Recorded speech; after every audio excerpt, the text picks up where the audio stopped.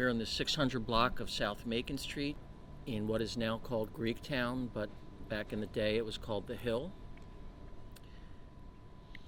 My grandfather, for whom I'm named, Rafael Alvarez, came to this country around 1925 on a ship. He was a laborer on a ship. He shoveled coal into a coal furnace, steamship. And a lot of these houses were boarding houses for immigrants. He took a room in one of these row house boarding houses that was run by a group of Italian sisters. One of them became my grandmother.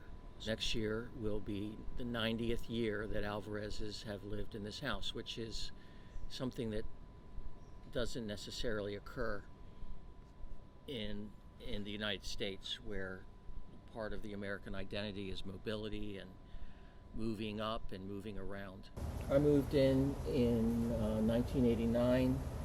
I was recently separated from the mother of my children, and my grandfather was getting up in years. I needed a place to live, and he needed someone to look after him, even though he didn't think he did. And he passed away in April of 1990, and I stayed. I always wanted to be a writer.